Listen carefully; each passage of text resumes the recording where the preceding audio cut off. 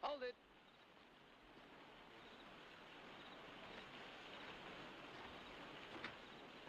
Hello, Claude. Where'd you get the midget?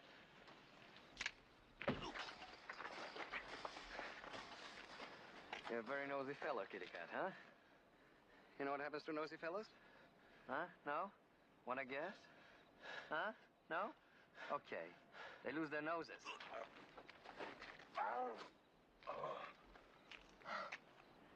Next time you lose the whole thing. Cut it off and feed it to my goldfish. Understand? Understand? I understand, Gil. I understand. All right.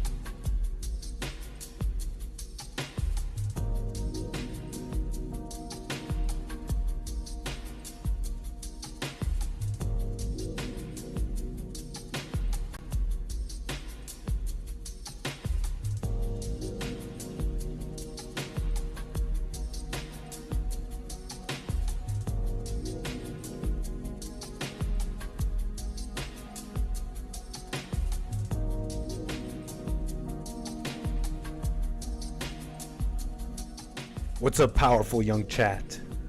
Powerful young chat.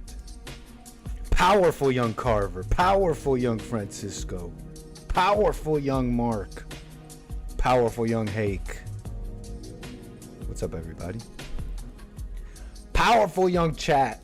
My very powerful and young chat. You feel good when do you feel good when I call you guys that? Does it feel nice? How you doing, everybody? Kicking it back here on this fine Monday. Appreciate the patience. Just sitting down here in the lab. I'm not in the chair. I'm in the lab. And we've been kind of cooking up all day. You know, we've been kind of cooking up all day. Why is my chat not showing up correctly? Hold up. What the heck?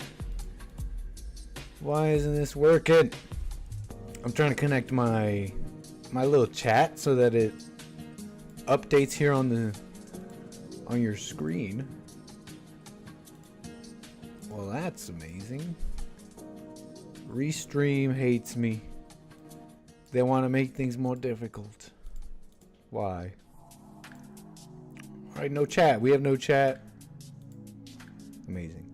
What's up, everybody? We've been kind of cooking up all day, you know. JLP show. Meetings. Punchy TV. And now I'm sitting down here with all of you. So I'm gonna get into a couple of things that are interesting to me, but I don't really have a show for you. Okay, it's gonna be a boring. We're doing a boring stream. Okay, I got some boring things to do. We'll do a little boring stream. Of course, you could call in, especially when I get to the boring stuff, like editing or something. Am I treating you guys wrong? Look, we'll take calls and all that. I do have a couple things I want to get into, news and all that. But you guys were just watching me on Punchy TV, okay? It's like all day I've been doing something. We've been cooking all day, and I have no time to cook my own dinner. So, anyways, appreciate you being here. I'm the American Anchor Baby. You're watching my show here while we're sitting in the lab. Hope you're doing well. Are you coming back from work and all that? How is your day gone? Great stuff. I know that the assassination attempt is on people's mind. I mean, it's what's the news in a sense. I mean, whatever. Yeah, it's the news. A couple of angles I want to touch on. Mainly, honestly, these are angles that I'm not even too well informed on. And without enough time to cook, I'm going to present to you the raw materials, the raw ingredients here on tonight's stream. You know, like I said, I was just doing other stuff. I got raw ingredients. We're in the middle of Chopped. What's another cooking show? We're in the middle of Bobby Flay's Triple Threat. I got raw ingredients for you. I'm gonna cook live. That's what I'll do. We'll cook it up live. But yeah. Anyways, appreciate you being here. 844-900-2229 if you want to talk to the Anchor Baby. Cook and Chill, Master Chef Ankle Baby Edition. Yeah. So you're more than welcome to call in. And then once I have nothing else to present to you, I mean, what am I going to do? Sit here and force something? No, I'm going to do something else. I'm going to get some work done. You could be with me if you like. You let me know if I'm being rude. You let me know if I should never do that again. But that's what I'm going to do. I'm not going to sit here and make up stuff, okay? You could call me. We could talk. But here's what's on my mind a little bit. Let me go through some of my links here. I got all the raw ingredients. Raw ingredients, but what recipe? What are we cooking? 844-900-2229. You want to talk to the Anchor Baby, get some of your thoughts off your chest. But they tried killing, they tried going after Trump again. Another assassination attempt. I mean, this is coming down from the intelligence agencies. Well, FBI, I believe. Let me get this straight. Let me get this story straight for you here. But basically, it's coming down from the officials, is what the point I'm trying to make here. That, however the details went down, who shot where, if a shot was shot by the gun of this Wesley Routh, etc., whatever the deets may be, according to the officials, this was an attempt on Trump's life. Okay? Test, am I live? Everything's frozen. Okay, never mind. What the heck? Looks like I'm live. I'm okay. So what did I want to start off here real quick?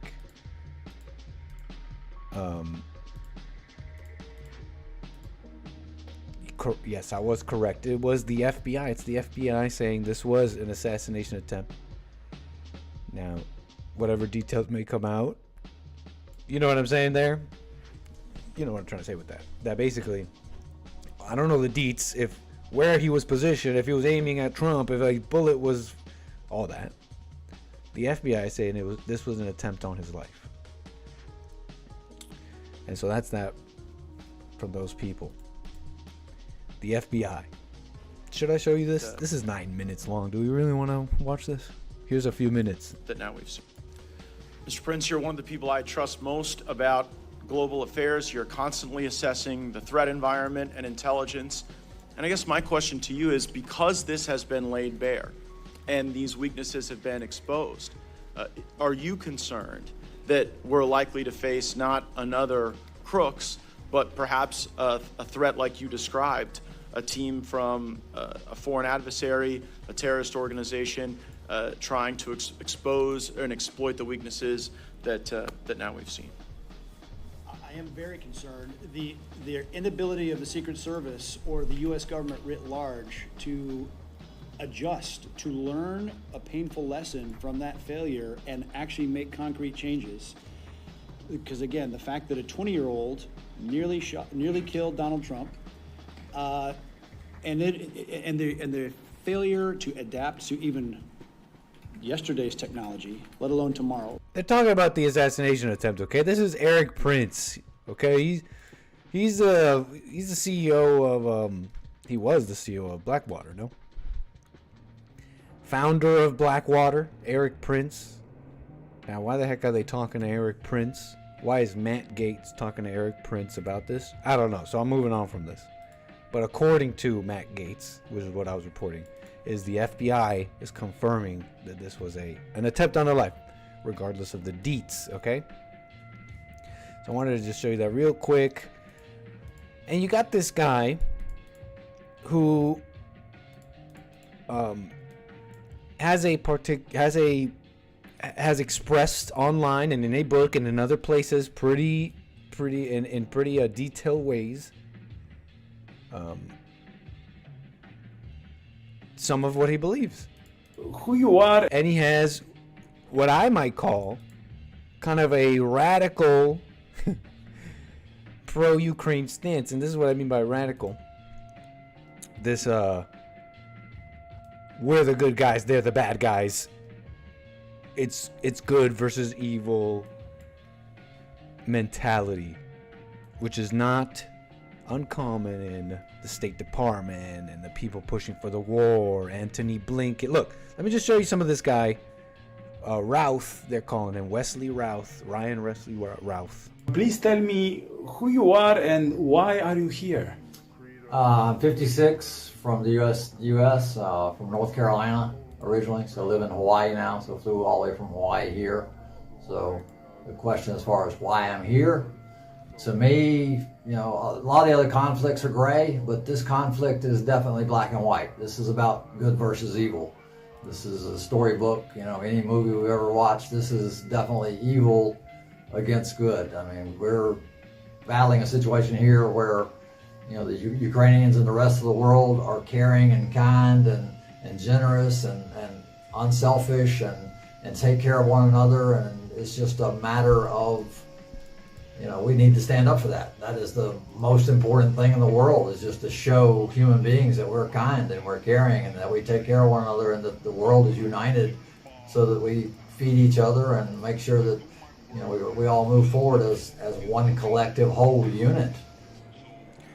So I can't even see my chat. So folks, I'm just blind. Like, I don't even know what's going on with YouTube. So I'm just gonna keep going. I can't even see my chat. Like, I don't even know where the heck.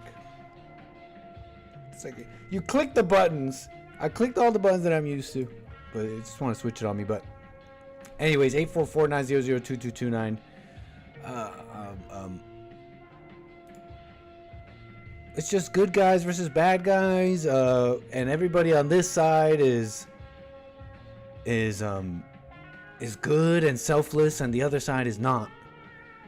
Sounds like something I said to somebody not too long ago. And can that really be true? Come on. Is that something believable? Is that something really that believable? People are... Can you really tell me the side that is selfless? Like, even in America, Republican versus Democrat, Trump supporters versus not Trump supporters. It's like, can you really say that about even Trump supporters or something? We're the good guys and we're selfless, and the people who are just totally selfless. Like, sure, maybe on average, caring about others beyond themselves just a little bit more than the other side, in my opinion. It's like one side wants to close the border, the other one doesn't. One side wants to clean up the streets. Wouldn't that help everybody? Wouldn't the border help everybody? But that's just what I was thinking out loud when I heard him. Very, very pro-war. Like we gotta do it. Russia's evil. No matter what, Ukraine cannot lose. You've heard some of this. I've shown you some of this from different places in the government.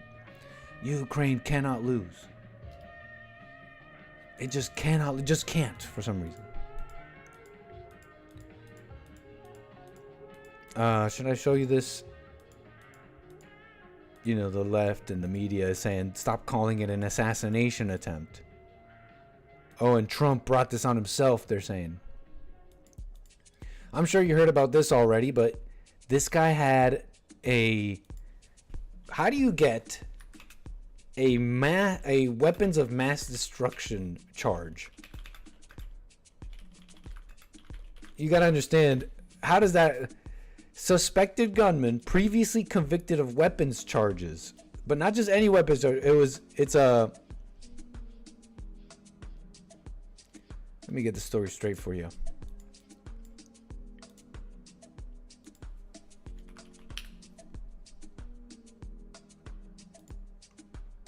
How do you get a weapons of mass destruction charge? Like, I don't think that's gotta be a hard thing to get. You know what I mean? That's gotta be a difficult thing. A difficult thing to get. In one case in 2002, this is from USA Today, Routh was convicted of possessing a machine gun, a weapon of mass destruction, according to court records. Oh, well, that changes it a little bit. I'm thinking like bombs, dirty bombs, biological weapons, nukes. But okay, so he had a weapon, a fully automatic weapon, a machine gun, a big old scary gun that shoots fully automatic. And that is a weapon of mass destruction, I guess, in the hands of a civilian. What am I supposed to assume here? Let's maybe try not to assume too much. I wonder if the DOJ looks at the countless videos of people in the hood and the ghettos with their switch on their Glocks. You guys know what I'm talking about, right? You guys have been inculcated into the culture thanks to the American Anchor, baby. You've been informed. They call it a switch. This little metal piece here in the back, when applied to a normal semi-automatic Glock, meaning a pistol that shoots with one bullet per trigger pull, you add this little piece of metal to the back and you now have a button. At a button press, you turn your semi-automatic. Well, that's an amazing switch. That's a switch if I've ever seen one. But you turn your once semi-automatic pistol into a fully automatic machine pistol, if you will, where a squeeze of the trigger empties, just shoots as long as you're holding it. Now, I wonder if those are weapons of mass destruction, according to the DOJ and whatnot. But anyways, this isn't about them. This is about Wesley Routh. Just some deets. You know, here's an interesting thing I read about, though. CNN.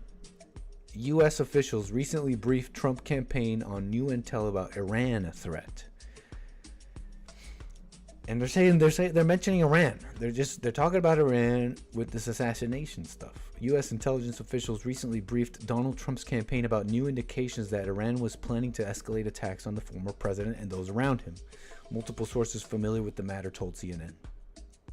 At this point, there is no indication that the intelligence is related to the apparent second assassination attempt against Trump on Sunday. CNN previously reported that authorities had obtained intelligence about a plot by Iran to assassinate Trump in the weeks before the attempted assassination of the former president at a campaign rally in Pennsylvania in July.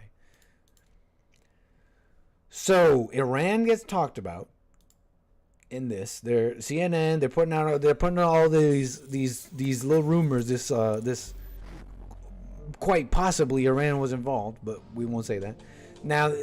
And I just got finished telling you that they were saying similar things for the first assassination attempt. Oh, it was Iran. It could be Iran. There's intelligence that's saying it might be Iran. There's a plot from Iran, coming from Iran to kill Trump. I mean, these are the things that I'm reading, okay? And that are being reported that I'm reading. And I got to say, there's a lot that confuses me about it because I don't know. There's a lot that leaves me confused about it. Out of my ignorance, out of all that.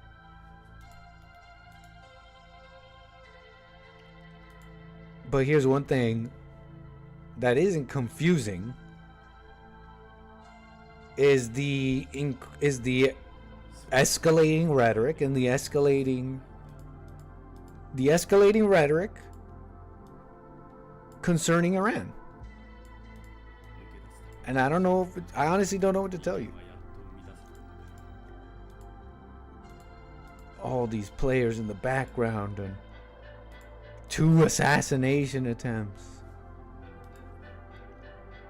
Who's putting them up to it? You know, I didn't say that. Somebody else said that. In an earlier show on the Bond Network. Jesse Lee Peterson. Look, just leaving space for all possibilities. Where was I? The increasing rhetoric. The increasing just how Iran's being talked about. See, even someone ignorant like me can at least notice this, right? This is the Secret Service in Florida with some commentary on an update on the investigation into the second Trump assassination attempt. There could be another geopolitical event that could put the United States into a kinetic conflict or some other issue that may result in additional responsibilities and protectees of the United States Secret Service. There could be another geopolitical event that could put the United States into a kinetic conflict or some other issue that may result in additional responsibilities and protectees of the United States Secret Service. So that was twice for you.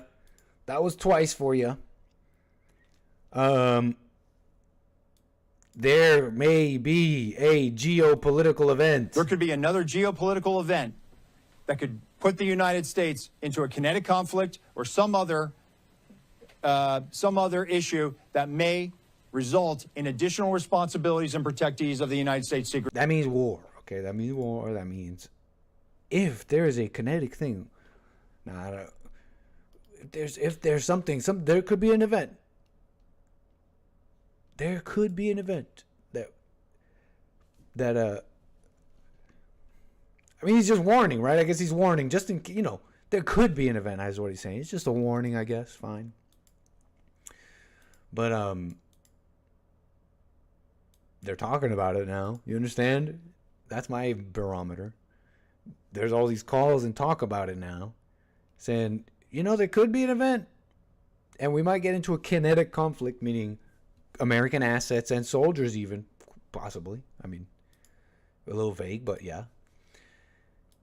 Involved in a war, in a full-on war. So I'm noticing that, the increasing rhetoric.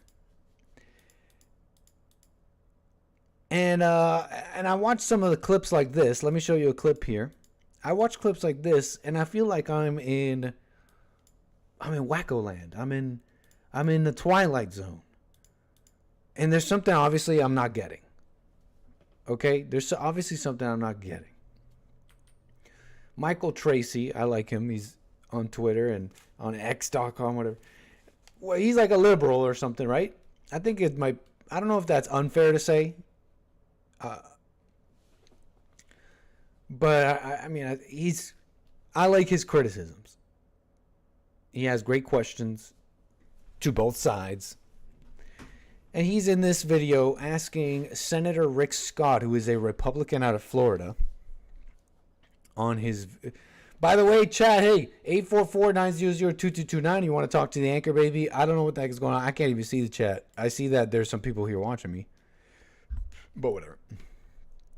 So my interview with Senator Rick Scott, Michael Tracy says.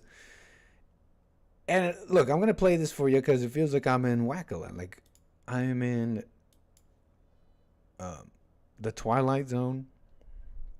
And here's why. Because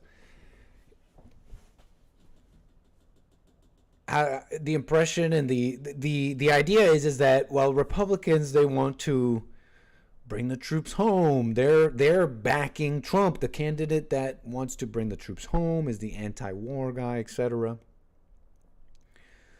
But there seems to be all sorts of elements within the party, within the Republicans, within the establishment and the Democrats that, well, I guess I'll let you watch the clip because I go into this clip with the thought, I guess, that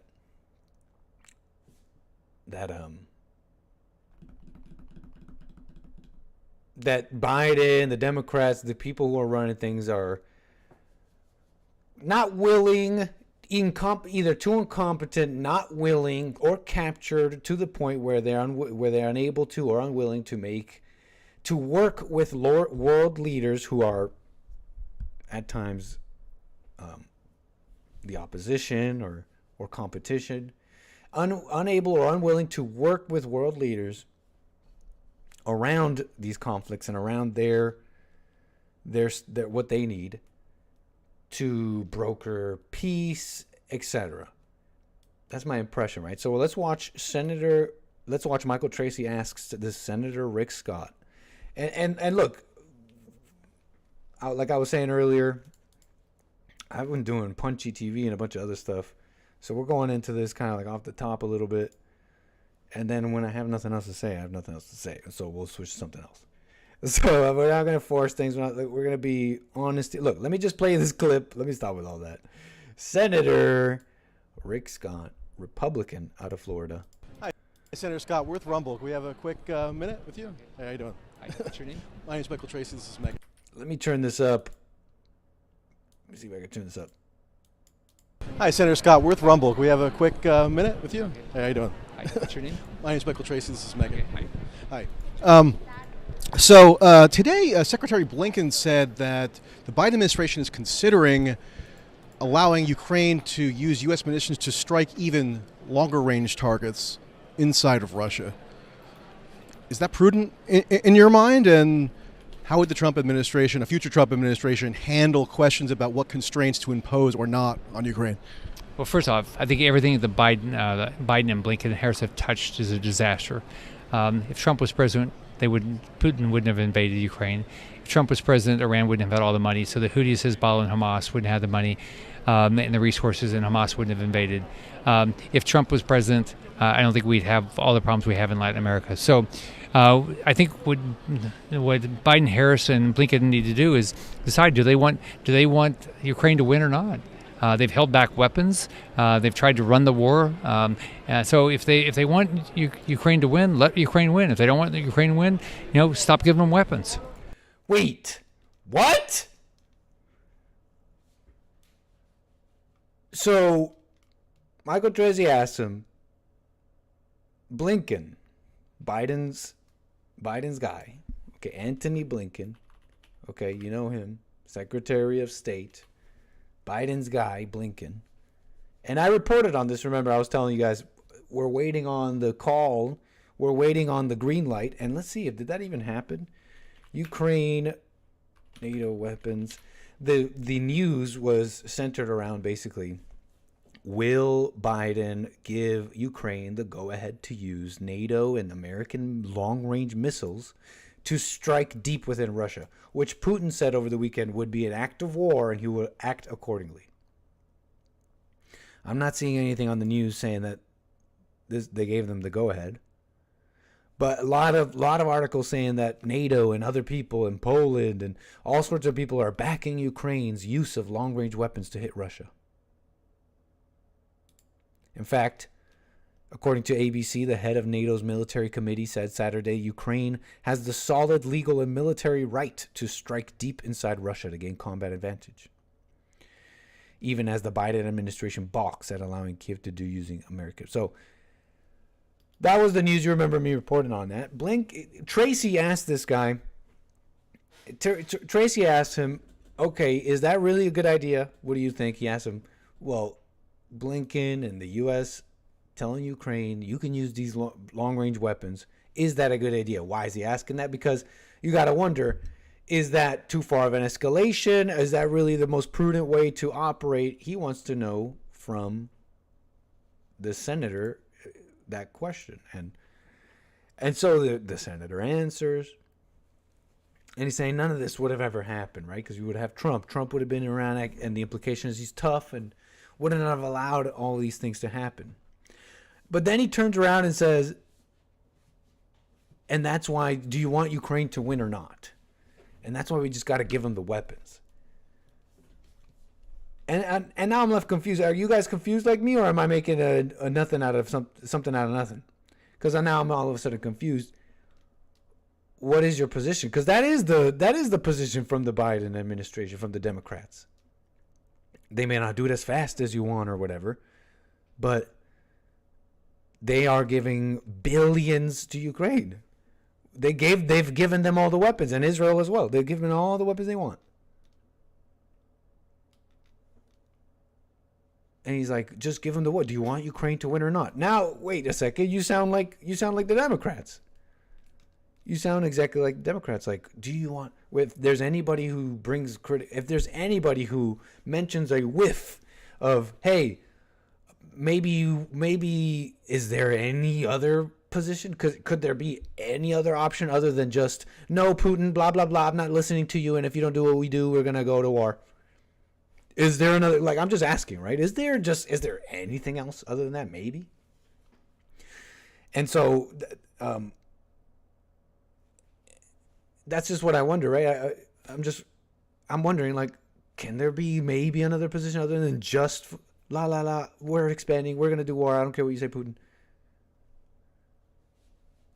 My impression is the Republicans are standing behind Trump with that alternative. And so he talks around all this like, yeah, no, it wouldn't have happened. And then he repeats the Democrat line where it's like, which is basically, I don't care. No, just give them the weapons. Do you want Ukraine to win or not? Am I missing something here? I don't even know if I'm missing something here. You guys got to call me and tell me, because I can't even see the chat. What the heck, YouTube? And I see calls coming in, about to get to you. Secretary Blinken said that the Biden administration is considering allowing Ukraine to use U.S. munitions to strike even longer range targets inside of Russia. Is that prudent in your mind? And how would the Trump administration, a future Trump administration, handle questions about what constraints to impose or not on Ukraine? Well, first off, I think everything that Biden and Blinken and Harris have touched is a disaster. If Trump was president, Putin wouldn't have invaded Ukraine. If Trump was president, Iran wouldn't have had all the money. So the Houthis, Hezbollah, and Hamas wouldn't have the money and the resources, and Hamas wouldn't have invaded. If Trump was president, I don't think we'd have all the problems we have in Latin America. So I think what Biden, Harris, and Blinken need to do is decide: do they want Ukraine to win or not? They've held back weapons. They've tried to run the war. So if they want Ukraine to win, let Ukraine win. If they don't want Ukraine to win, stop giving them weapons. So obviously I don't know. What I'm trying to say here is obviously I don't know about all this. So maybe I don't know who's gonna stop a war or something. Maybe peace will come about because Trump will be tough. But I don't know if he's going to stop the war in Ukraine. He might end it in a different way, but I can't even tell you. I still think he's the tough guy and the peace guy and all that. But I'm showing you these elements, very powerful elements in our politics that even Trump has to navigate and has to work with. Wasn't Reagan the anti-war guy? He's a pretty cool guy, I heard. I'm sure he had many great things about him, but even Reagan infamously, something I read, expanded the military-industrial complex. So a little bit about the things I'm seeing. Raw ingredients, nothing really cooked up. So I'm just kind of going fastballs here. Let's move on. I got something else for you, and then we can do something else. Look, we're kicking it back here on this fine Monday. Had a long day on the network, and I'm just sitting in the lab, and we're gonna get into it live. Okay, we're doing it live. 844-900-2229. In fact, I think I have a caller. What's your name and where are you calling from? Hey, it's Tim Diddy again. Just here to harass you. Hey, what's up, Tim Diddy? I just talked to you. Yeah. Are people in the chat? Sorry? Are people in the chat? Are people chatting? Are people like... Oh, yeah. We got lots of people. 77 people, it says. Oh, cool. Well, thank you. Yeah. So what are we going on about right now? About this war stuff. I just saw... I was just talking about... Well, CNN is saying Iran is involved with the assassination attempts. And then you got the Secret Service saying... warning about a geopolitical event, an incoming geopolitical event that might put America in a kinetic conflict. That's the language they used. And not really say much. I mean, these are just kind of the links I had saved here that I wanted to show you guys. Okay. Well, when you were talking about the what was it, the charge of weapons of mass destruction? Mm-hmm. So that was like a personal fine somebody got, or a criminal charge? Ryan Wesley Routh. He is the man they're saying attempted to assassinate Trump the second time. And USA Today, these reports about him getting charged with a. So here it is, USA Today. In one case in 2002, Routh was convicted of possessing a machine gun, a weapon of mass destruction, according to court records. That he was charged with having a weapon of mass destruction. Did you ever hear about the carfentanil epidemic? What'd you say? Carfentanil, yeah, the step up from fentanyl. No, I don't even know. I didn't even know what that was. I didn't know there was something even more powerful than fentanyl. Yeah, it's the same difference from heroin to fentanyl as fentanyl to carfentanil. And like, there was a huge bust of it somewhere in Canada, I think in Toronto. But the people who can actually do that, who are able to take that drug and enjoy it, are a biological weapon, basically. Like when that bust happened, the cops who were apprehending these people were like overdosing from touching their sweat. Wow. People on that overdosing on this carfentanil stuff, just by touching their sweat, you were getting. Yeah, so that sounds like a weapon of mass destruction. If you use carfentanil, then you are a weapon, basically. Yeah, I mean, it kind of puts into question even this whole. I mean, when you hear weapon of mass destruction, like I was saying earlier, I was waiting to. So this guy had like his hands on like nukes or uranium or something like that, but it's a machine gun. That's just anti-gun. That's just an anti-gun charge. Yeah, man. I don't think that's an unfair thing to say. I mean, these biological weapons coming through the border, they call it fentanyl. Don't they say that just a couple hundred micrograms can kill a whole bunch of people? Yeah. Question: the story of Adam and Eve. Do you? I guess you abide by whatever Jesse's opinion is on that, or do you have your own take? No, not necessarily. But my question is the story of Adam and Eve an actual point in history, or is it before time? Is it what do you imagine? No, I mean, how would I don't even know where to begin to know that type of thing. I don't know. I don't know if there's some book you could read that'll reveal that to you. I haven't read it. It's that I don't even know where to begin to answer that, to be honest. How could were Adam and Eve real? Was it a real? Were they real people at a certain point in time? I really don't know, man. Well, because mathematically speaking, like we're at what 8 billion people right now. 100 years ago, we were at 1 billion.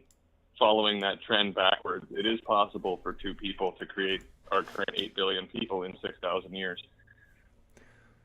Fair enough. I don't necessarily believe it or disbelieve it. Fair. Yeah, I just never really. I don't even know where to start, man. What makes you say it's a record in that way? Oh wait, you're not even saying that, are you? No, I'm saying. I mean, it could be true, but I have different opinions on how it could be. Because like when the fall happened, what was added to their experience? Like they had mortality and they had to procreate. It sounds like time was added into the equation of the universe. And what makes you say that? Well, didn't they live to some exorbitant age? They did? Yeah, Is it in the Bible? Adam and Eve, I really don't know. I think so. They're like 900 or something. What the? Had a bunch of kids. Adam and Eve. I heard about people living hundreds and hundreds of years in the Bible. Mm-hmm. So they lived till 900. The Bible does not specifically mention how long Eve lived, but it does provide information about Adam's lifespan. Adam lived for 930 years? Are these the giants they talk about? Yeah, there we go. So, like, maybe he, lived a normal span of life once time was turned on, but he lived in God's grace for, 800 and something years, and then they messed up. God turned on the power, and he lived another 80 years. He flipped the switch, and then he started aging. He turned on the time generator. That's kind of funny, man. Yeah. He flipped on the time generator. If only we could find it and turn it off, then we'd have eternal life here on, like, right now, I guess. So another argument for its validity, though, is that so like people say, oh well, the fossil records, we have things that are billions of years old or millions of years old, so the Earth can't be older than 6,000 years old. But if Adam was the first creature that was created, then I think he was 30, in his 30s when he was created. So therefore, everything could have had a built-in age at the moment the universe started 6,000 years ago. Maybe. Like the pyramids were built by God himself or something like that. Do you believe this? I hypothesize. But how did you come up with the hypothesis? Because mathematically, the two people can create 8 billion people in 6,000 years.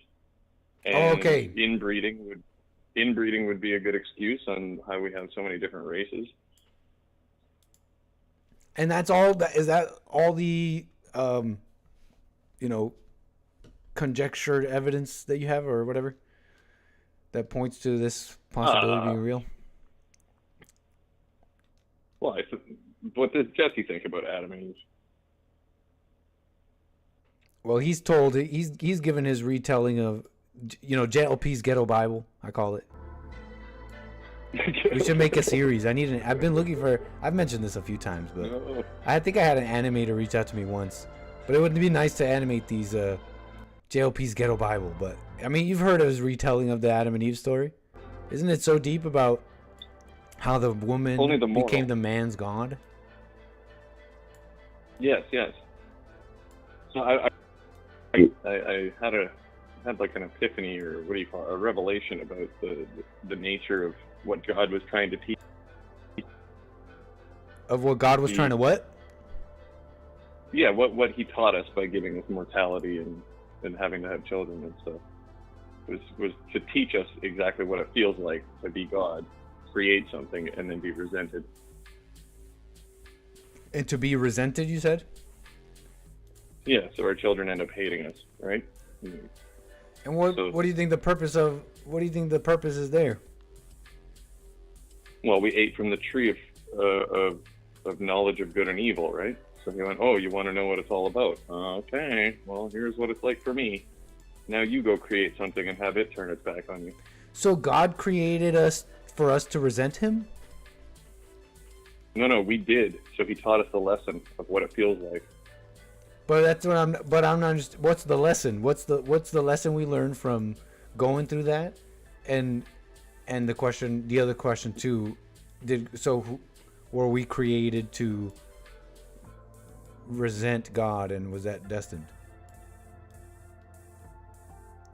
I mean, that's what happened, and then the role of the children for Adam and Eve would be to, because Adam and Eve knew how good it was before time was turned on and they screwed everything up. So they probably lived with a lot of guilt that they ruined the universe and have to create people now to experience this less than perfect universe. So their kids being able to forgive them would be kind of their only spiritual emancipation for the guilt that they carry. And so if they didn't receive that from their children, and they were just hated by their parents once their parents disclosed how badly they screwed up, then that would be half of the lesson, and the other half of the lesson would be for them to forgive them. And what's the lesson? The lesson is to know what it feels like, because we ate from the tree of knowledge of good and evil. So wait. What? But it's like if you ate from the tree of knowledge of good and evil, and so now we must know what it feels like. But if before man ever ate from the knowledge of tree of good and evil, then nobody, before anybody ate from that tree, nobody was rebelling or resenting God. Well, there's only two people.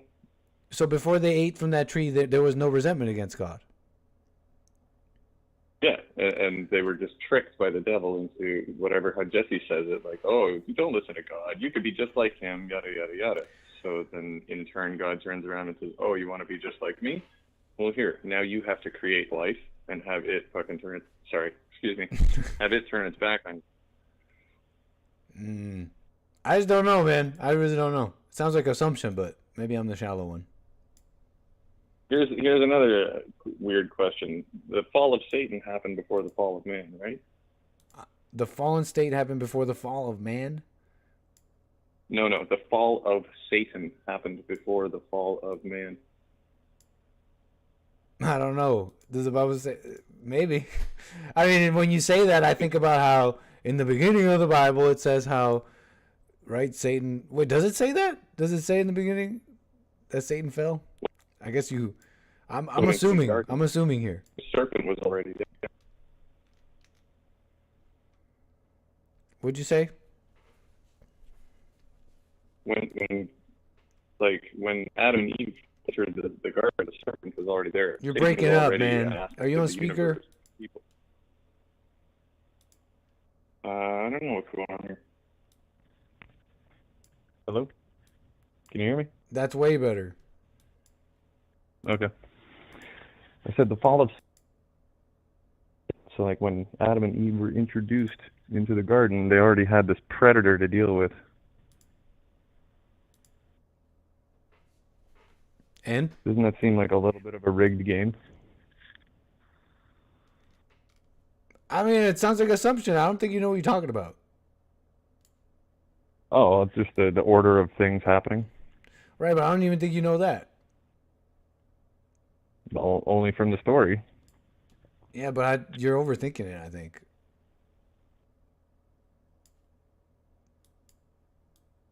Well, what would the universe be without Satan in it? Because now you're adding rigged game to it. Well, like he created everything. That's why I was asking you about if God created us to resent him and to learn this lesson. I mean, I just find it weird. I find it a little strange to make that assumption.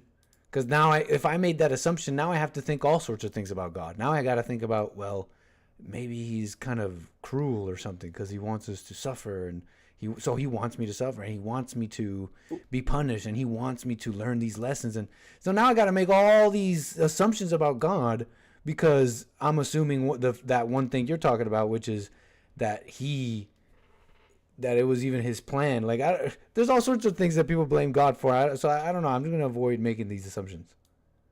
I guess the two sides of that argument would be that the fall of man or whatever was a natural reaction because we had some kind of will and freedom and we chose not to worship or whatever. Or the other side would be that God knows how everything is going to play out. He put Adam and Eve into the garden with the serpent, and he knew we'd mess up. And so what do you think happened? I don't know. That's a philosophical dilemma. I think it's out of your purview. How about that? Yeah, it's above your pay grade. How about that? All right. Do you believe your thoughts sometimes?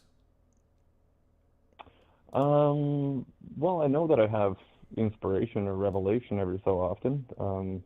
After like hearing Jesse's message and combing over my life, it's probably happened less than 10 times.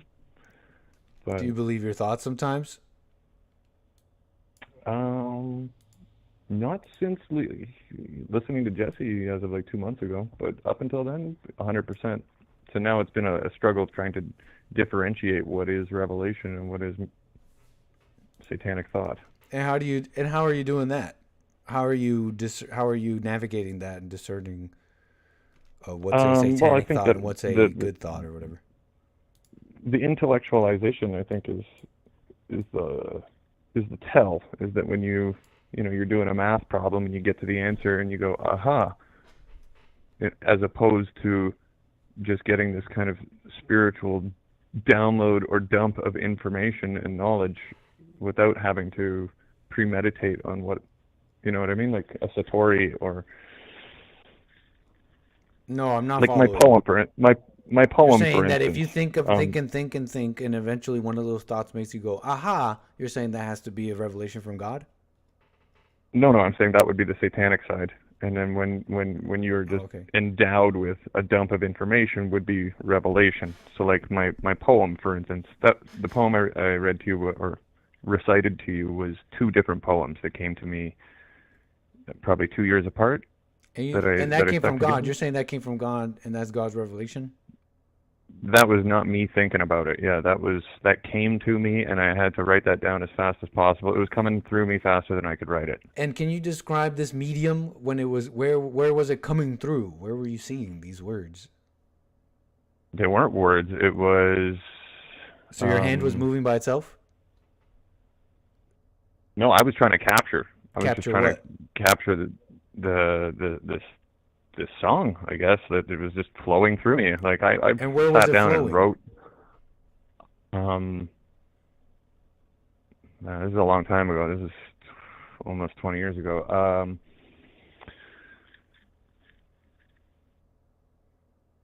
I don't know. Like the only thing I can think of is that it's inspiration. Across your eyes? Was it something you saw out there in the world on your phone? Was it flowing in your mind? Was it flowing in?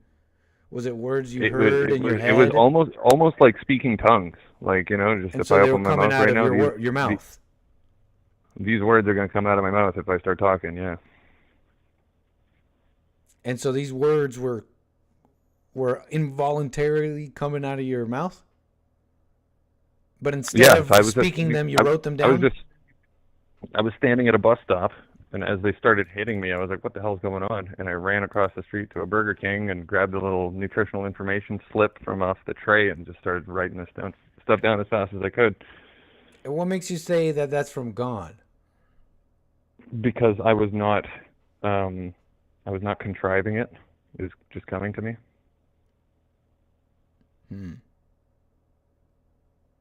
Isn't that the same? I was a conduit. I was channeling it. Does evil come upon you in the same way? Never, but evil will come upon my inspired thoughts and try and make me doubt them or pervert them. But like, you know how it wasn't coming from you? Do you believe? So are you saying that evil comes from you? You're saying these words had to have been from God because they were coming from somewhere else. Essentially, is what you're saying. They're not coming from They were coming from somewhere else. They're not coming from my. They're not coming from my ego. Isn't evil? But doesn't evil and isn't ego and evil operate? Doesn't that operate in the same way? Doesn't really. Yeah, that's what I mean. It wasn't Or do operating you- through my ego. Right. So how do you know that? How do I know that? Because even as I was telling people about this poem, I was like, I can't take responsibility for this. And this is, long before I ever heard the Bond message, I just had an innate understanding that this is divine. But I don't get the point. Why would God give you this poem? I don't know. How does it seem to be Bond coded 16 years before I understood Bond? I don't know. I mean, a lot of Christian stuff sounds Bond coded. I mean, if you say love all people, that's Bond coded, right? I mean, I'm just talking about Christian stuff. Yeah, and I was never a Christian. I got into Buddhism and stuff like that at a very young age. I started reading Alan Watts. I think like there you 9 go. or 10. You read Alan Watts, you make a poem out of that, you'll sound Bond coded because Alan Watts talked about the thoughts and he talked about the separation of all that and the ego and all that. Mm-hmm. But but the ego and the evil tend to try and make you think that you should be proud of this and that this is you and whatever, right? Like it's not the devil who's going to let you know that there's a spiritual nature to things and that's where you're getting information from. Is that true or no? I don't know. I don't think so. I think the devil. No, I disagree. I think you can get into all sorts of information and make that a god, make that a false idol. And you're like, I heard Alan Watts say, "This is what thoughts are." Let me just make a poem out of it and repeat what Alan Watts said, and say that's from God. But I didn't. I and didn't make now the you're poem. That's worshiping the more thing. thoughts. I didn't sit down and write this poem. The poem just came to me. Right, but you're telling me your hand started moving involuntarily, or was it thoughts coming through your mind that you said to yourself, "Where's it yours?" and then you started writing the thoughts? Well, how do you? Well, first answer the question. I'm trying to think now about what was going on at the time and how I was receiving it. Was your hand moving involuntarily? Not involuntarily. My mind was working involuntarily. Right. So you were writing down the words that were coming into your mind. Have you been doing the silent prayer, Jesse Lee Peterson's silent prayer? Not religiously, but yes. Have you noticed sometimes that thoughts will enter your mind in the very same way, not from you?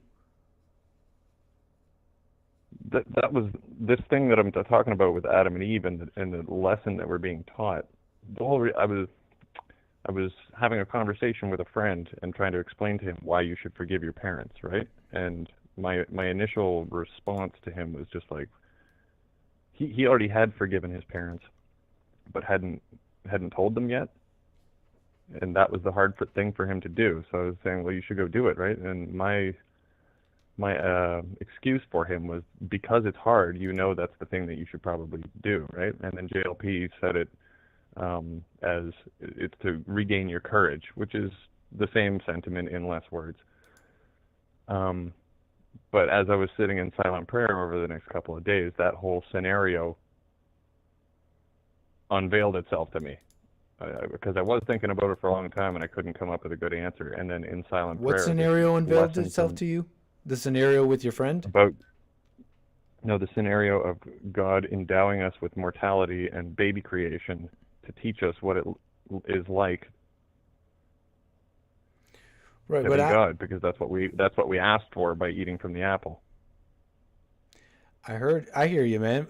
But I want to go back to, because you're talking about, you said that you heard from God, essentially. You said you heard from him. But your criteria and standard of that is no different than how we hear from Satan in the mind. That's me hearing you tell me what you went through. From me hearing you, it sounds like the exact same as when we hear Satan in the mind. And so I'm wondering how you know that you heard from God, because that's an amazing claim and something you got to be careful with. Yeah, I know. And so and you're talking about what man must go through, and that we're little gods and we're being taught this lesson, And it sounds like to me here, and yet, after speaking of this lesson and these things you're talking about, it yet seems like it seems like it sounds like it just seems like to me like you can't distinguish with like certainty what spirit is talking to you. So, you know. Well, like I said, I combed over my life, and it's happened very few times. Those two poems were one of them. I have a business model, it's another one, and there's a handful of other ones. But other than that, I can see that the devil working through me is very apparent because it feels like it's me. And I want to take pride for whatever those accomplishments are and all that kind of stuff. But when I received that poem, I knew right off the bat, this is not mine. I didn't write this. This came to me. This came through me. That was very obvious. Man, it sounds like a personal thing, you know. It sounds like a very personal thing, you know. I'm just trying to respond to the things you said, man. I appreciate your call. I said what I had to say about your story about Adam and Eve. I don't believe or disbelieve it.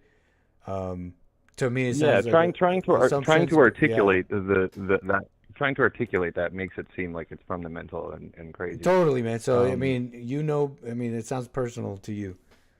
But yeah, that's how I'm hearing it, sir. Just being honest.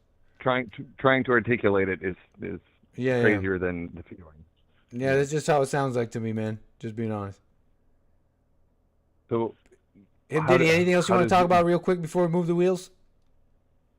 Oh, only on this topic. But no, let's go. You can go. Thank you, sir, man. Call me again. Leave me behind. All right. Oh, wait. Did you want to say something? Go ahead. So like JLP, how does he started listening to God, he said 34 years ago, and he's had perfect peace, and God has given him a path that allows him to stay in that meditation forever and never really have to think, or what's going on there? That God has given him a path to what? To allow him to maintain his meditation. What does that mean? Did Jesse use the devil in order to create the JLP show? I don't understand your question, man.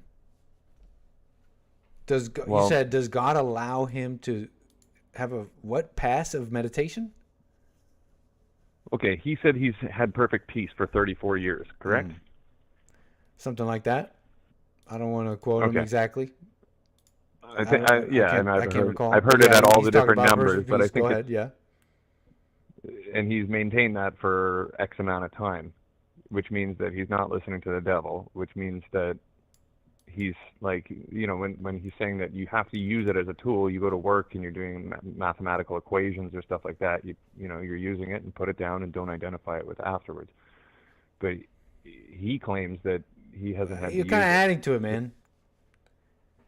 You're kind of coming up with stuff. You're kind of putting two and two together in a way that I don't think necessarily he even did. Because now you're saying, and for 34 years, he's never listened to the devil or something like that. Like, how do you know that? Did he say that? You gotta be careful with assumptions, man, because from one assumption comes another assumption, comes another assumption. Why? How about? Yeah, no. Why not find out for yourself, him, Diddy? Yeah, I'm speaking. Because it's like you heard Jesse say something about 34 years, and so it's got to be this, and now you're doing math. Now you're doing math with spiritual things. Well, he said that he doesn't even remember what his old personality was. He had to ask people what I was like before I had perfect peace, right? Okay. So that would entail that he's not using the devil, that he's... Well, see, this is what I mean. You're like doing mathematics and making a... You're saying ergo, this means he is not using the devil. Don't assume, man. Don't assume. If you have a question, I say ask Jesse directly. I'd like to answer you as best as I can. I don't want to speak for another man. Let me make that clear. But I'm not pushing you off the line. I think it's fine questions, by the way. Because it's brought this up. It sounds like assumption after assumption, and now you're doing math with spiritual things. Going, ergo, Jesse has not used the Satan for 34 years. So what can we conclude from this? When no, you're speaking to Jesse in your mind. But continue. Maybe there's something that you wanted to ask that'll make sense. Please continue. Don't let me stop you. So you're saying, continue. Go ahead. So yeah, he said that he never thought he would be doing what he's doing now, and so I've heard that. This path was laid out for him basically because he's trusting in God and not his thoughts,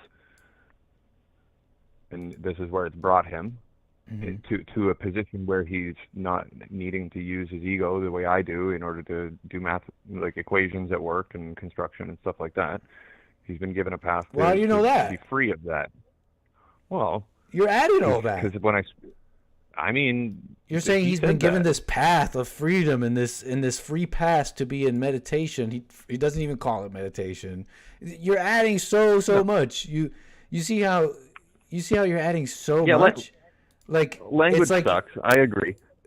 You're living in. It's like you're seeing something that none of us are seeing. What am I trying to say there? Like you're privy to knowledge that no man has. But okay, so you're wondering what can you maybe zero in on what you're wondering about? I don't know. I put like probably 200 hours in the last 2 months to at least 200 hours into Bond since I started listening to it. That's all I do, like 5 hours a day. I'm catching up. So I am pondering this stuff all the time. Fair. I mean, I think it's fine questions. Please. Yeah. Could you zero in on what you're wondering about, about what you're talking about? Go ahead. I guess you weren't around at the creation of I don't even know. You know what? I feel like I got a little bit derailed, but that's okay. I mean, you were saying no. You were saying if Jessie has been, Jessie. You're saying Jessie has sustained has perfect got peace this perfect peace. Okay, he's talking about perfect peace. And so and I mean when I talk with him, I can feel that that's true. You know, the way his response time is less, like he's not thinking about anything anybody says. The answers just come. I can tell in how quickly he responds that he's not contriving his response. It's natural. And so what's your question? He doesn't take 10 seconds about it. So I don't know, like I experienced that personally when I started, like as soon as I forgave my parents. I said I had like 10 days of perfect peace, and then it kind of ruined it with whatever, and my emotions and thoughts and everything flooded back to me. But I was free of anxiety from that point forward, which took me a little longer to notice. I've been cured of my anxiety. So I don't know. But I'm trying to zero in on exactly what it is we're aiming at. And is there some impression you got of what we're aiming at from Jesse's speech on perfect peace and 34 years and all that?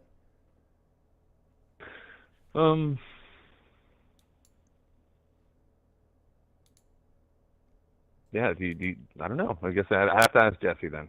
Definitely ask Jesse. The devil. If you definitely ask Jesse, the commentary about Jesse, Jesse has not used the devil or whatever for 34 years, and that must mean that God has allowed him to.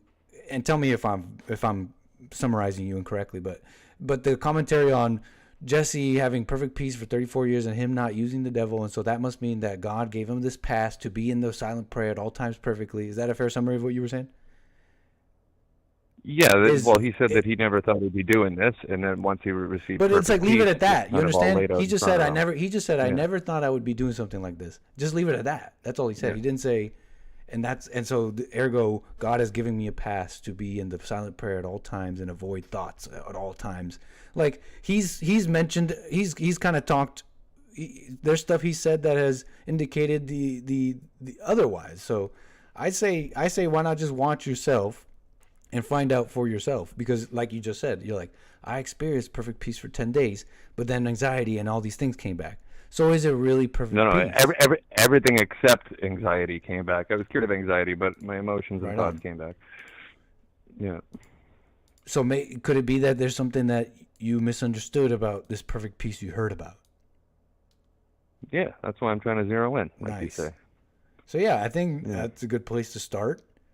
And then and then the revelations shall come, hopefully, right? Because it's a good place to start, right? Yeah. Don't you think that's a good place to start? Hey, you know what? I thought I had perfect peace, and then I got emotions, and so maybe I don't quite understand this thing I heard, and that ain't so bad. That's true. Yeah. Yeah. All right. Yes, sir. Anything else you want to? Any other commentary? No, I'm drawing a blank, so I'll catch up with you next time. Right on, man. Call me again. All right. Cheers. Thank you. Nice. I guess I could check. We got a caller here. What's your name? Where are you calling from? Hey, my name is Ron. How you doing, man? What's up, Ron? Thank you for calling. Is this your first time calling? No, I called you before. I had Yeah. One where I was talking about, and I was think I like to think I like having back and forth and debates with people, and unfortunately, I had to look at myself like my philosophy is you need to beat a horse to ride it. Like you could say, don't cross this line, but I know a person needs to know the consequences, or they need to be made to understand not to cross the lines. And I don't think that's always right, You need to beat a horse to what? Ride it. I've never heard that before. I'm sorry. You need to beat a horse to ride it. Yeah, and I don't think that necessarily is right. But I was saying about making people follow laws for everybody. And you were talking, and I was thinking about it, and I was like, I guess I just have that philosophy that you need to beat a horse to ride it, and that's not always kosher, sir. And why do you say that? I think that people have the natural ability in them to do good and evil, and it's the person that's going to make the decision. In certain situations, like say we're on a boat and it's only like 5 gallons of water, and we need to have this water last for 3 days, you don't need somebody just being selfish and drinking it. But then I think it's wrong for the captain to pull out the billy club and smack everybody upside the head too. It's just some type of balance thing I think that comes with life. You always have to learn the hard way? Some people don't. Some people have to get burnt to learn, Nick. So I have been lucky to learn vicariously through other people in my life. Nice. And also having to make the mistakes and learn too. Right on. So I guess you don't always have to beat the horse, huh? Maybe just show the other horse getting beat. Yeah. That's funny, man. I'm gonna use that. I like that a lot. I was thinking about the caller that you was talking to just now, and the thought rolled through my head. You know how they say about thoughts, but basically, I've been thinking about changing my life to make more money and do things, and I've been really inspired by a lot of the people on your network.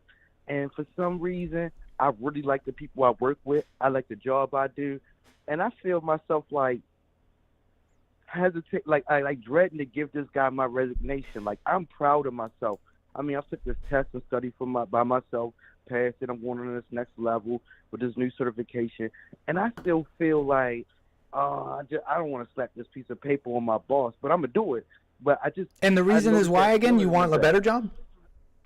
Yes, I want a better job, make more money, doing basically what I'm doing, and then keeping it moving up in life, this type of thing. But the people I work with are so cool. It would be like you getting a job at Fox News, Nick. Like I know you wouldn't want to leave JLP, but you know that you could do what you need to do and grow better with that network. I see what you're asking. I see what you're saying. Yeah, I would go to Fox and just get the Fox money and give it to Bond. I'm not gonna leave Bond. I would just go to Fox and get the money and give it to Bond and continue. I'll be like a dual citizen or something. Anchor. I'll be I'll be in Fox with the heart of Bond on my mind. No, but man, go ahead. I mean, explain this a little bit more. You're saying you want a better job, but a part of you feels kind of bad or guilty or whatever for leaving this job that you're in. Like, I don't want to leave it. Like, I like the job I do. I do stuff with the medical field, showing people setting the equipment up. I get to meet all these old soldiers and people with all these crazy stories. I get to go and be out and different areas and see different things. Like, I mean, I seen a guy was selling a barracuda for like $5,000. It just needed like a paint job on it. It's a certain personal thing I get from the job. Yeah. So financially, it doesn't take care of me. And you said something. Sounds like a that I fascinating was job. thinking about. Yeah, I like helping people. I like helping people to a point, you know, especially when it's my job and I'm supposed to. It doesn't hurt me to explain something to an older person once or twice more to make sure they feel comfortable with it. I mean, I was thinking, and you kind of said it, I was thinking, I wonder if he'll let me just step down, because I'll be back in Baltimore, in my city. I'll be back in my city like 2 weeks out the year, because I'm going to get on the truck and roll thing. So like 2 weeks out the month, excuse me. And I was wondering if I could maybe do a little, help them out with it. And it was funny you made that comment about using Fox to help bond. So I just thought about that. It crossed my mind once or twice, like maybe he'll let me come back 1 or 2 days, give somebody a little break or whatever. Because I really like doing the job, and the people that I work with, they're okay to me. Look, man, if you can do that, that's something you know. But it's got to make sense, man. It's got to make sense. There's only so many hours in a day, and there's only so much one person can do. It's pure ego to think you could do it all. So I urge you to just do what makes sense, man. You got to keep it simple and just do what makes sense. Let me ask, you're saying you're at this place and you like the work, but it doesn't pay the bills exactly how you want it to and all that. Let me ask, if you, like, what I'm asking here, I guess, is, what I'm trying to understand is, like, what are the other people like? Would they, like, what I'm asking people is, that I like, work with? is your sacrifice proportional? Like, no, it's not worth it. These people, like, financially. But let's say you didn't leave to get the higher paying job. And like, would that, in a sense, would that sacrifice make sense? Like, are you doing it for, I guess I don't know what I'm asking. I guess I'm asking is would they have your back? I guess, like, would they have your back, or are you just making this sacrifice for like what? Like, I'm trying to understand. The love of money. What would you do it for? For me, this is another reason why I like the first caller when he was talking about the thoughts. Are you on speakerphone? I have thoughts about. All right, hold on. I have certain feelings that I've seen my grandfather do, my father do. We got like family land, so forth like that. And right now, I'm literally just covering myself. And then I have a little girl. Well, she's not a little girl; she's a teenager. But still, I have a daughter out here, and I have always thought about doing this new job. I like traveling. This is the second job, the new job. Would it will pay more? You would be traveling and all this? Yeah, it's just a trucker job, but I mean, it'll set me up to where I want to be at. Like, I've always wanted. I have an uncle that owns like 100 properties or something like that, and I've always admired him for that, and I've always admired the way he managed it. I've been curious enough to tiptoe around it with him, and I feel like that would be something that would help secure my financial future. And this is not so I can get a fast car and pick up women. It just would feel good that, like, when it's time for my daughter to learn how to drive, I can get her a little car and teach her how to drive. If my grandmother or my father ever have a problem with one of their properties, or if I have a problem with my home, I can fix it. But partially being a landlord has always attracted me, and I know that this next opportunity can push me to things that I've been thinking about for years. I just really enjoyed the interaction. Ron, man, it sounds like a no-brainer. It sounds like a no-brainer. Yeah, Maybe you could tell me. Maybe you can answer this question. Maybe you could tell me if is there anything other than just like your feelings of, oh, I like the people I work with and I don't want to let them down, and I like doing a good job at this job I liked but doesn't pay enough. Is there anything besides that tying you to that first job? Anything other than that? No, I think no, I don't, because I think I feel bad for those people because I know that they're in a capitalistic system where they. You said capitalistic system? Yeah, I believe in capitalism, but you said capitalism. My bad. They said Kabbalistic. Yeah. Oh. But this one. I was like, sorry, but there ain't no saving them, man. Ain't no saving them. Ain't like a ball. But with the job, it's a site of a larger nationwide company, and they will come in and say, tomorrow, I need you to let this person go, let that person go. I need you to make more accounts. I need you to be able to handle your same amount of workload with less people. Sometimes it does make me feel uncomfortable. This has nothing to do with my immediate boss and the people that I immediately work with. And I'm not negative about that. I guess that's why I started saying it first with the capitalism, and I'm like... But so let me understand, though, this feeling bad for those workers that you might leave behind and they got to do some more stuff, is that going to help them? No, feeling bad. Is that going to get them the work that they... Is that going to fill in the position that should you leave, but you feel bad about it? Is feeling bad about it going to fill that position? And is it going to fill that position when you're gone? Nope. Is it going to help them do... Is it going to help them with the workload they'll have when you leave? Nope. So, so far, feeling bad for them doesn't seem so far like a useful thing.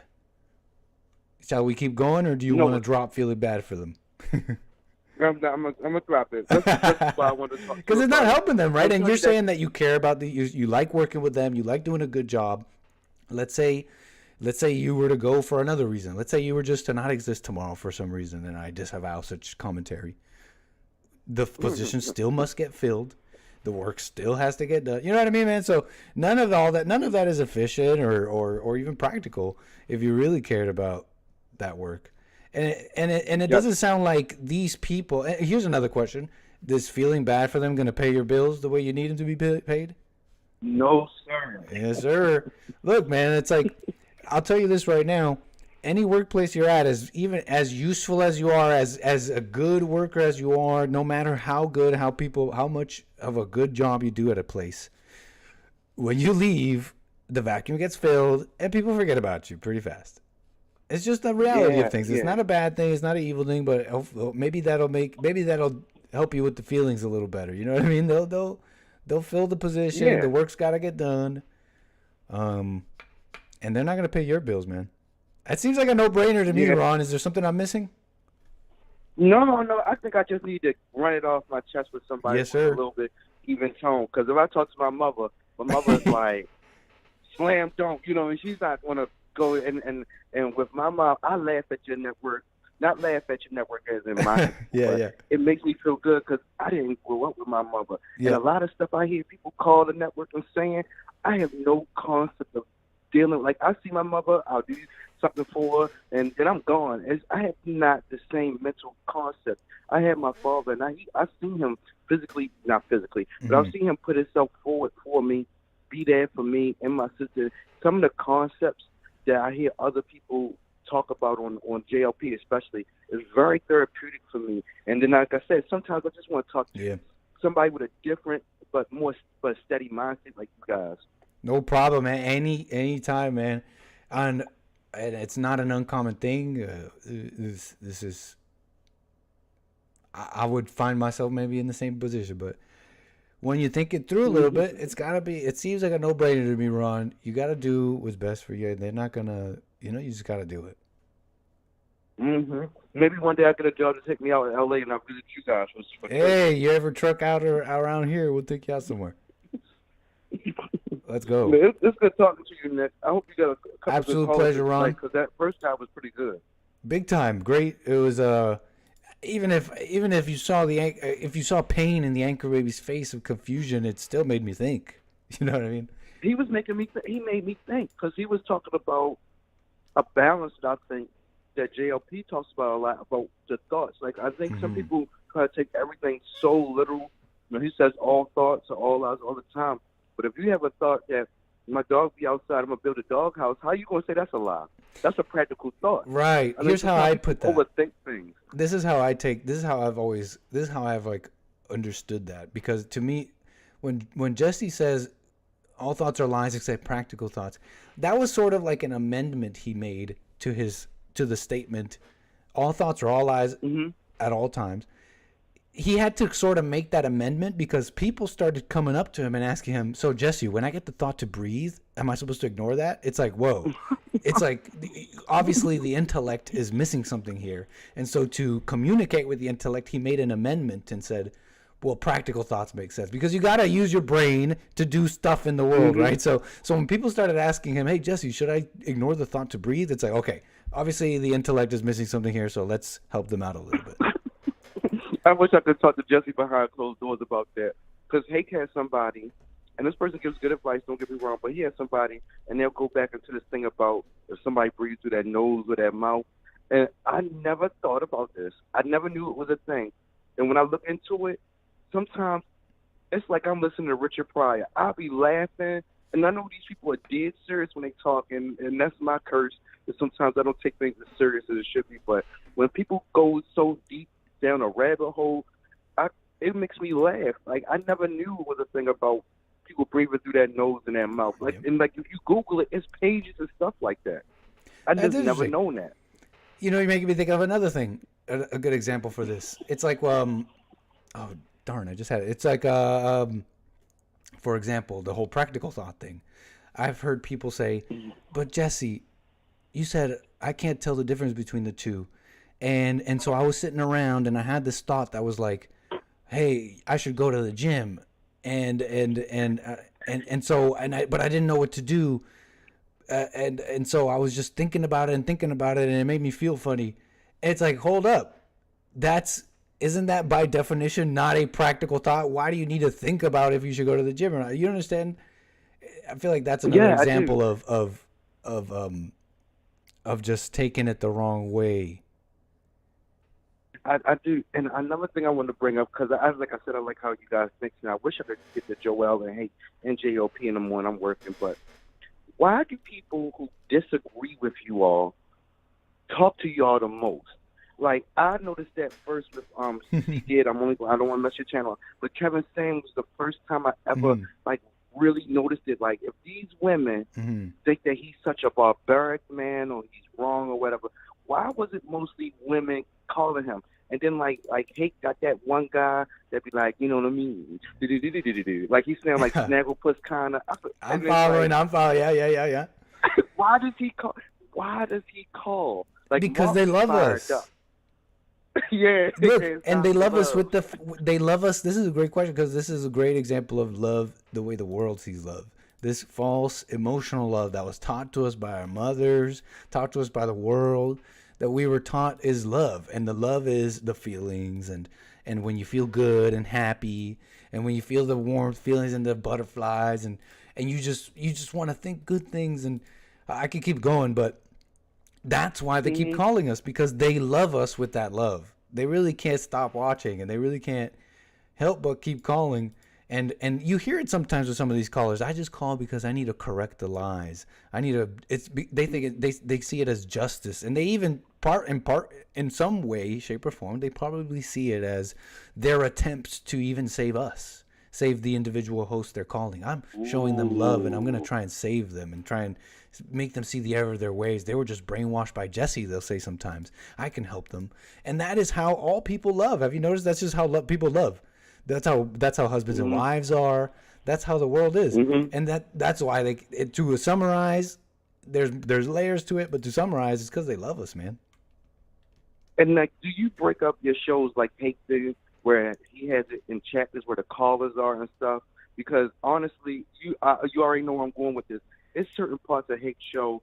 I mean, I love like rewinding it. I like that. I didn't see the show today. Oh, you talking about like timestamps? Like I should break up the video with timestamps so that you can know when I talk about what? Certain people. I mean, yeah, and the callers. I need to get back to doing that. Because I like the talk radio feel that you all have. JLP doesn't have that to me. JLP is more like it's not a speech, it's not a soliloquy, but it's like a presentation that you would get in college, and people are able to ask questions. And then I like that he openly counsels people like that. And you all have a more of a ebb and top flow when you talk to people, so it's very different. But I love when like you, Joel, and them be talking to certain people. Cause like when Mark be on his stuff, I love Mark. yeah, me too. Mark and I think to myself, honestly, like I've known some things about people not being openly to everybody. Mark is not. If I was working next to Mark and he saw my true character, me. He was working next to me. And we had to work together. He could work with me. He's not just like kill them all and all that other stuff, but he has his feelings. And I enjoy listening to him. Sometimes I have to admit, he uses certain slurs and terms that, like me and my friend, when I date her, we like laugh at it. Because he has said some things out his mouth where it was like, Andrew Dice Clay warned us that if he can't do his act want to go out into the world. And Mark reminds me of somebody who he has a lot of little jokes that he cannot say that he really would want to say, and it makes other people uncomfortable. But if he was a comedian, I think Mark would be on fire. If he was a comedian. That's interesting. Yeah, we need to write him. Do you think we could do it? Do you think we could rebuild him? Turn him into a comedic, we had to rebuild comedic that genius. man. We'd have to do a lot of work. We'd have to kind of like train him to just have like a different personality on stage or something. But I think we could do it. I think we could rebuild him. We could turn him into a comedian. We had to protect Mark though, because no, I agree. I have no problem with Mark.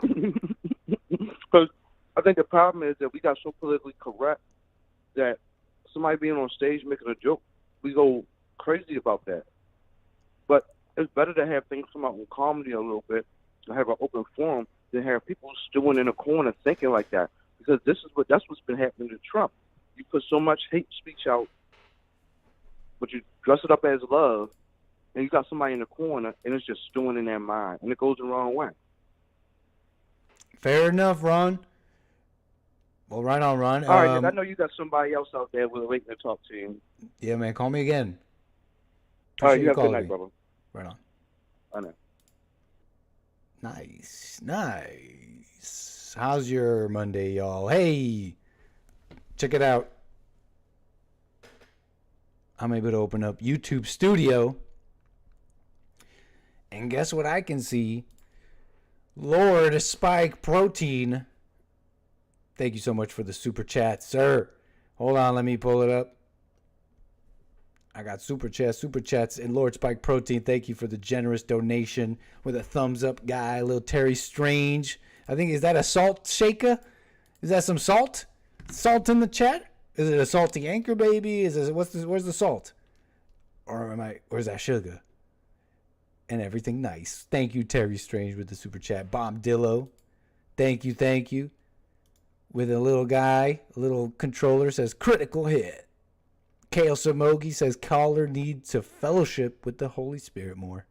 And then a triple back-to-back super chats from Bob Dillo with more funny little characters. I'm sure you saw them in the chat. Thank you so much. I think I got Jaime out of Minnesota. How you doing, sir? Hey, how's it going? All is well. Go ahead. Hey, I wanted to talk about that Adam and Eve, book of Adam and Eve. Uh-huh. Yeah, there is a book called that, and it's part of the 𝒏𝒊𝒄𝒌𝒔𝒕𝒓𝒆𝒂𝒎. Wait, what did you say? There's books. The book of Adam and Eve. You're saying? Yeah, one and two. And you said it's the pseudo what? Well, okay, so the book. Are these more of these occult? No. Culty. No. Made up books of the Bible. Or No. I'm being rude with that characterization. Oh, okay. Like the Apocrypha and pseudo whatever you're calling it. Are these like the extra books of the Bible that are not in the Bible? Well, yeah, they're not in the Bible. Yeah. This one allegedly was written around the 3rd century BC or AD.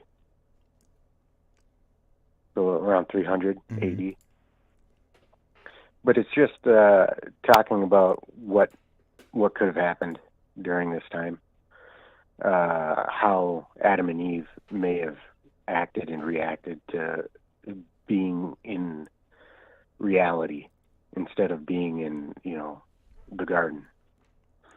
And I don't know, the tome of book that I have is called The Lost Books of the Bible, and in it has the story of Adam and Eve, the book of Adam and Eve 1 and 2, and a lot of other ones, probably like 40 or 50 of them. Gotcha. What's it say about Adam and Eve that we haven't heard? Well, it just says like Adam killed himself a bunch of times because he was distraught about his existence, but God kept reviving him. And it talks about how the devil came to Adam and Eve, after they were thrown out of the garden, and continued to try to torture them in different ways, and trick them, different tricks and stuff. It was pretty interesting.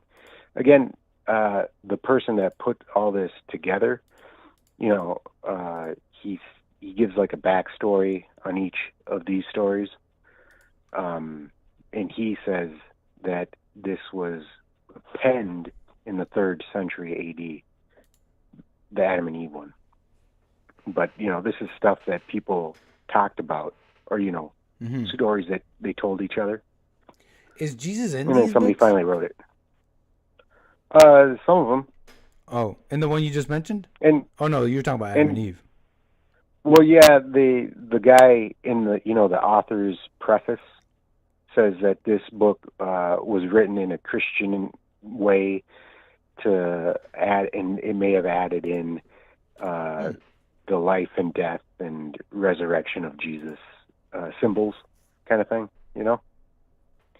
And so the guy, the author of this, he didn't write it, but the person that put this all together, gives a preface, gives some context in his thinking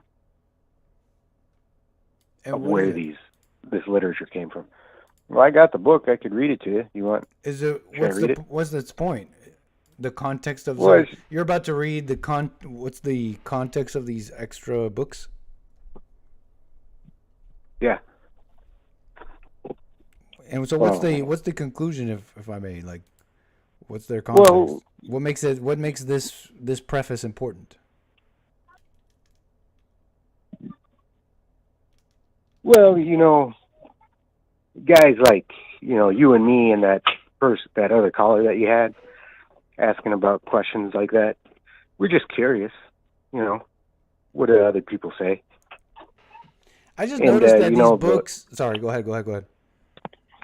And the Bible that we know and love doesn't have all these stories in it, and we're curious people who want to know for ourselves what other people say.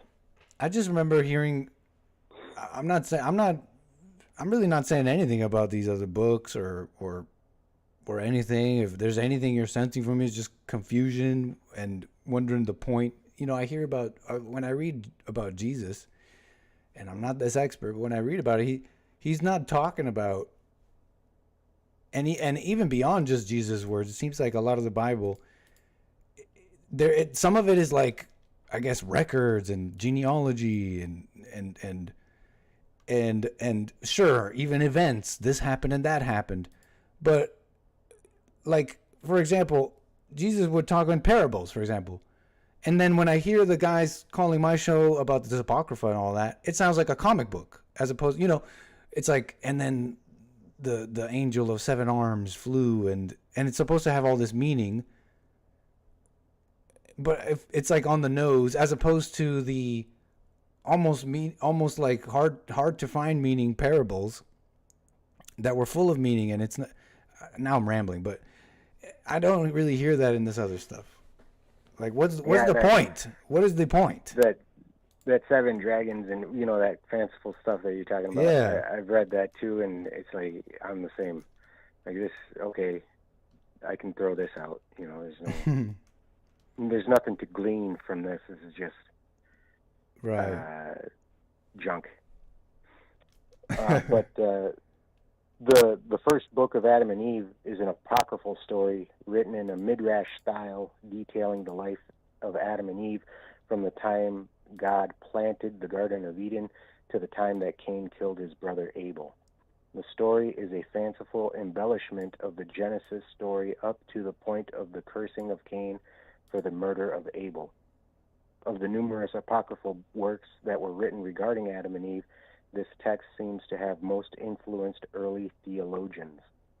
This is evident in the widespread popularity of the book from the 3rd to the 13th century. even though the book was widely read in the Middle Ages and considered to shine light on what actually took place in the time of creation. Today, it is considered fiction and thus relegated to a collection of texts called the 𝒏𝒊𝒄𝒌𝒔𝒕𝒓𝒆𝒂𝒎, or false writings. Oh. And that's just a paragraph. Oh. The guy's preface. I feel like I know a little bit more. So yeah, it's like I've read that, and I've found it enlightening and good. Mm-hmm. There's not a whole lot. It's just. Sorry, what'd you say about good? Scratched. I thought it was enlightening and good. It scratched an itch that I had. You know what I mean, about the questions of that, and whether nobody knows what happened. Doesn't really matter. But it, like I said, it scratches that itch so that I can go on and think about something else. I mean, some of it's interesting because there's stuff I didn't expect, but I can't quite think of it right now. 𝒏𝒊𝒄𝒌𝒔𝒕𝒓𝒄𝒂𝒍𝒔. I feel like I learned something here. Falsely attributed to an author. Oh, so 𝒏𝒊𝒄𝒂𝒍𝒔 can also be more than just these books you're talking about. It could describe any writing that's falsely attributed to an author. Right, first book of Enoch, second book of Enoch, Jubilees, Jasher, story of Akihar, Apocalypse of Abraham, Apocalypse of Thomas. Are these all different books? They're all different 𒒏𝒊𝒄𝒂𝒍𝒔. Oh wow! War Fascinating, Scroll, sir. Gospel of Philip. What was that? I said fascinating. Yeah, let me read you the whole book of Adam and Eve. No, what the? You got.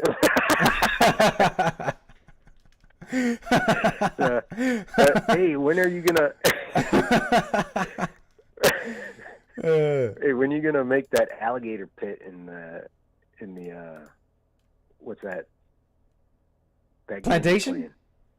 Yeah, in the alligator pit. I wasn't planning on it, but now we are. Alligator pit. Let me write that down. We definitely need an alligator pit. You think we need a moat? Plantation had one. This is a great idea. This is a fantastic idea. Alligator pit, moat, castle walls. Now we're cooking. These are great ideas. Thank you. Yeah, cool. We definitely need an alligator pit, and I believe it's totally possible. I think one of the best pieces of advice that you guys give is to read the Bible, but let it go in one ear and out the other. Just read it, not to remember. Memorize it. Yeah. Yeah, because then you get into big trouble. And I've been in that trouble myself, especially with the Sabbath, and I got into a whole Seventh-day Adventist thing and stuff. But now you can't go wrong that way. Read it, you can't go wrong. Just to enjoy it. Just to... Not to remember it.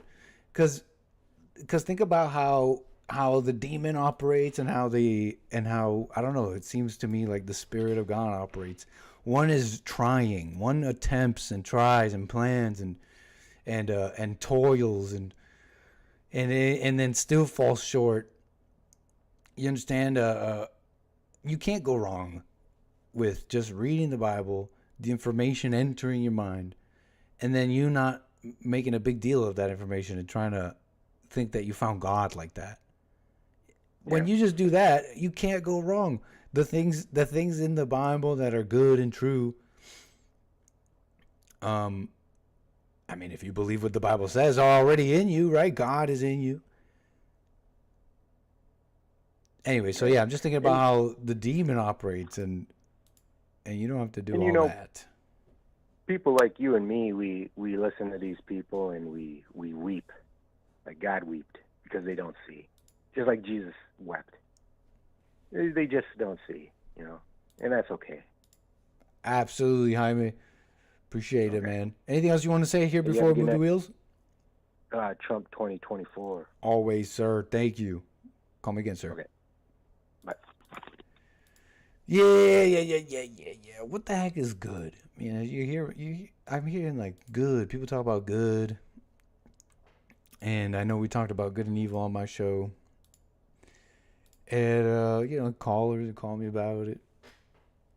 People wonder why the heck I call so many things evil. because our bar is kind of low on what good is. Evil is just so not what we think it is. Evil is just so not what we think it is. There's this guy from the BBC. They're saying that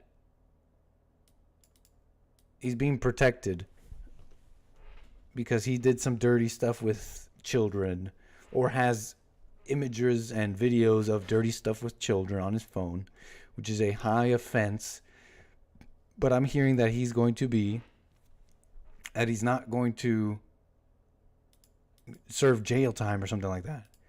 And there's this outcry. There's this outcry, and they're saying he's being protected. I don't have all the deets. I was gonna do this maybe tomorrow, since I didn't we were doing Punchy TV and all this stuff in a meeting today and all that. It's so I don't have the deets on the story. I was gonna leave it for tomorrow, but I'll tease it in a sense. You see this woman here crying about this man who's apparently going to avoid jail time, right?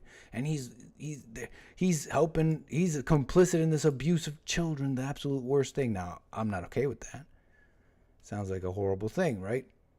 Sounds like a crime as well.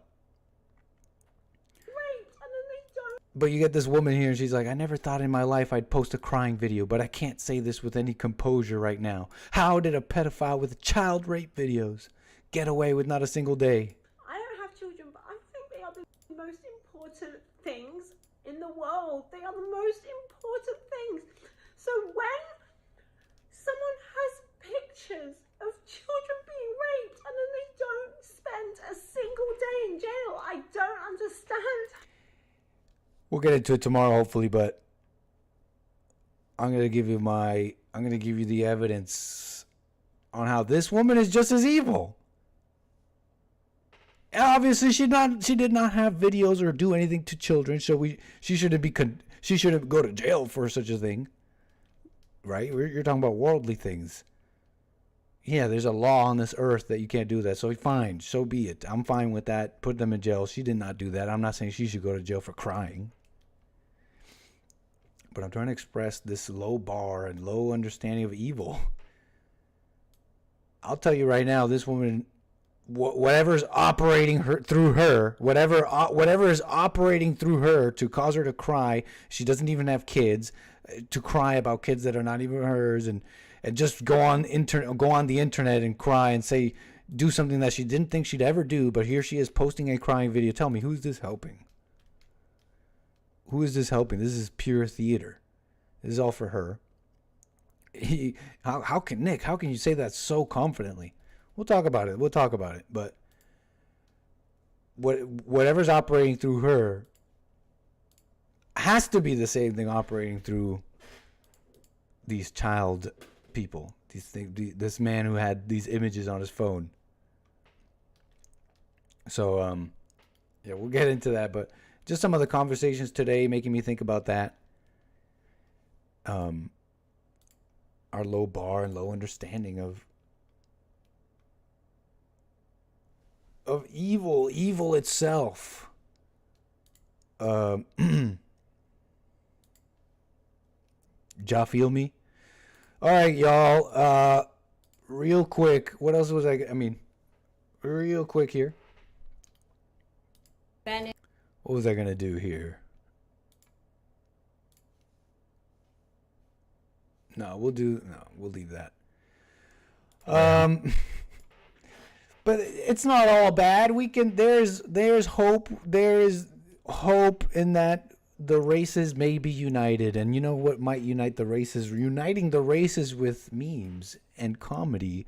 Uniting the races with being able to take a joke. How about uniting the races with, yeah, I'm black, but you know what? Yeah, you can make jokes about black people. How fast MFers find out you're black when you're on the game, when you're playing video games with other people. You don't see their face, but you hear their microphone.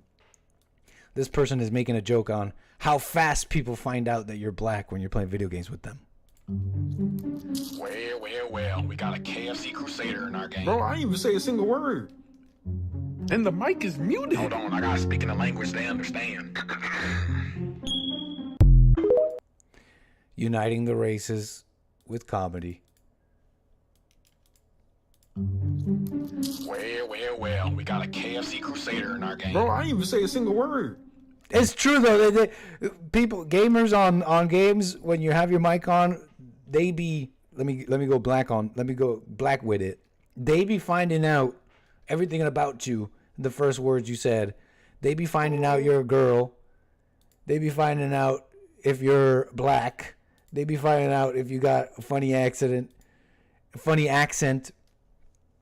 It's online. It's online. You're playing online stuff where people are anonymous, and it's like, yeah, exactly, Kevin Howe. Automatic N-words. But that's not racism. Okay? Can we say that's not racism? That's just edgelords being edgelords online. And what do you do when you're an edgelord? What's the edgiest thing you could do? Oh, say the N-word to a black person? Bingo, that's where you're going. And the mic is muted. Hold on, I gotta speak in a language they understand. Obviously, this is a good sport. And a great example, this is obviously a great American, number one, and a great example to all people, especially the youth of America. This is why I say, N-word if I were president tomorrow. N-word passes for all Americans. I would decree N-word passes to all Americans so that we may maintain the Union, hopefully for yet another 100 years. I've been checking the chat here on YouTube here on my phone. Talking about toxoplasmosis. What do y'all talk about? Thanks for all the coffees. I appreciate the support. Let me check the coffees real quick. And then we're pretty much out of here. That's all the calls. In fact, I believe not enough funds. What's going on here? Man, this call-in studio stuff is always asking me for money. Appreciate the coffees. BuyMeACoffee.com/AnchorBaby. Carver says, hey, Nit. As most of the audience knows, on tonight's Punchy TV, Hake was able to successfully radicalize you into a far-right Second Amendment gun nut of zombie apocalypse proportions. But before you start joining militia groups, you will need to decide what type of firearm to buy. I'm sure the Snake Pit has plenty of good suggestions. Since you're in California, you have to start calling it that now. Most of the really cool stuff is unavailable. However, you should know the urban teens call Glocks glizzies, so that may be a good place to start. Funny stuff, Carver. But if I remember, if anything, Hake de-radicalized me. I was thinking before I heard, in kind of shallow, not really thinking it through, that you have your Second Amendment so you can defeat the government should you need to. But it's a little simpler than that. It's a little bit, you don't have to even go that far for the Second Amendment to have its effect, its intended effect on the government that the founding fathers may have wanted, and whatever James was saying. But if you think about it, I was actually de-radicalized. I was thinking, yeah, government, we got guns, so we'll kill you. I disavow. If you mess with us. But you know what? You don't even have to go that far for the Second Amendment to have its intended effect, like Hake was saying. It's simply its existence that puts this, that leaves this question in the government's mind that would deter them from doing X, Y, Z, because these guns simply exist and the Second Amendment simply exists. Because should something like that even go down, I mean, like Biden said, you're really going to use your Second Amendment and stand up against the F-16? It's a crazy thing, I think, for a president to say, but the reality remains. So if anything, he de-radicalized me, no? Appreciate that, Carver. Thanks for the coffees. Thanks for all the super chats, everybody. In fact, more keep coming in. Bob Dillo, always so generous, and you keep coming at him with back-to-back super chats. Harmony with another one there. What can I say? You guys rock. Thank you for supporting me. We got cereals in the chats. Cereals in the chat. We got Sugar Smacks in the chat. What do we talk? We talking cereal? We talking cereal? I'll have y'all know I had some Kit Kat cereal, so you guys can stop judging about the Special K Red Berries. But I just know that all judgers of Special K Red Berries are just not people of as distinguished, people of culture as distinguished as I'm not gonna judge y'all. I understand. I'm not gonna judge. But what can I say, everybody? Appreciate all the support and the calls and the show. That's it. We were kicking it back today in the lab. I'll be back tomorrow. Make sure you appreciate. If you like the stream, like it. But be nice. Show some decorum. You were sitting here. You had a plate. We fixed you a meal. You had your calls. You had your fun. You're not even going to like the stream? I mean, come on. Let's say you don't like the stream. Leave a comment. Show some love. Show some Christian love. Or whatever love you have to your host who you've been watching, and let them know what you didn't like, okay? Leave a little comment. Click the like. Click the notification bell. I'll be back tomorrow. Of course, 6 a.m. We got the Jesse Lee Peterson Show. Kicking it off with Country Western Tuesday and everything else. All right, y'all. Peace. Take care. I'll see y'all tomorrow.